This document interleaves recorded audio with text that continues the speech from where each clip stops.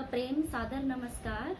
आशा करती हूँ कि आप सभी कुशलता से होंगे एवं हम सब देश की इस कोविड-19 की जंग में सच्चे भारतीय नागरिक बनकर घर पर ही रहेंगे और सुरक्षित रहेंगे। आज मैं आप सबके साथ एक कहानी शेयर करने जा रही हूँ। ये कहानी एक गरीब व्यक्ति की कहानी है। एक बार एक गांव में बहुत ही गरीब व्यक्ति रहता था। वह दिन रात कड़ी मेहनत करता था, लेकिन इसके बावजूद भी वो अपनी गरीबी से मुक्त नहीं हो पा रहा था।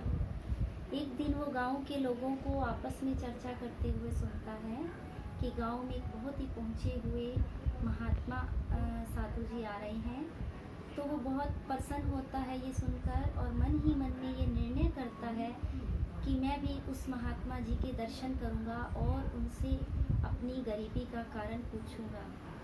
तो जैसे ही कुछ दिनों में उन महात्मा जी का गांव में आगमन होता है, तो वो साधु जी अपने प्रश्न के साथ उस महात्मा जी के सामने खड़ा होता है और उनसे पूछता है कि मैं सुबह से शाम तक कड़ी मेहनत करता हूँ, इसके बावजूद भी मैं गरीब क्यों हूँ। तो महात्मा जी कहते हैं कि आप गरीब नहीं हैं, आपके पास सब कुछ है, लेकिन आपने अपने जीवन में कभी किसी को कुछ दिया ही नहीं। तो वो गरीब व्यक्ति कहता है कि मेरे पास कुछ है ही नहीं, तो भला मैं किसी को क्या दे सकता हूँ। महात्मा जी कहते हैं कि आपके पास भगवान का दिया सब कुछ है। आपके पास चेहरा है जो दूसरों को मुस्कान दे सकता है, सभी को मुस्कान दे सकता है। आपके पास मुख है जिससे आप दूसरों की प्रशंसा कर सकती हैं, भगवान का गुणगान कर सकते हैं। आपके पास हृदय है जो सभी को स्नेह कर सकता है। आपके पास दो आँखें भी हैं जो सभी को क्षमा भाव से देख सकती हैं, और इतना सुंदर शरीर है जो दूसरों की सेवा के लिए प्रयोग में लाया जा सकता है।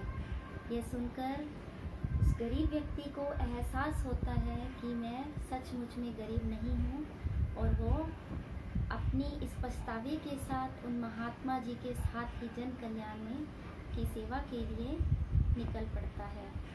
सो हमें इस कहानी से ये सीख मिलती है कि हमें जो परमात्मा के द्वारा ये जो अमूल्य संपत्ति है, हमारा शरीर है, इसके लिए हमें हमेशा परमात्मा के आभारी रहना चाहिए, उनका आभार व्यक्त करना चाहिए, क्योंकि ये शरीर ही हमारा सबसे मूल्यवान संपत्ति है, जिसको हम दूसरों की सेवा के लिए प्रयोग में ला सकते हैं। जैसा कि वर्तमान समय में हमारे देश के डॉक्टर्स, सफाई कर्मी, पुलिसकर्मी, स्टाफ नर्सेज जो इस देश के लोगों की सेवा में दिन रात लगे हुए हैं, अपने तन की सेवा के माध्यम से वो देश का सहयोग कर रहे हैं, तो हम सबको भी इस सेवा में उनके साथ सहयोगी बनना चाहिए। अपने तन के माध्यम से हमें भी दूसरों की सेवा करने के लिए, देश की सेवा के लिए, परिवार की सेवा के लिए हमेशा तत्पर रहना चाहिए, और इस जंग में साथ देकर एक सच्चे भारतीय नागरिक बनकर अपने आप को प्रूव करना चाहिए। धन्यवाद। जय हिंद, जय भारत।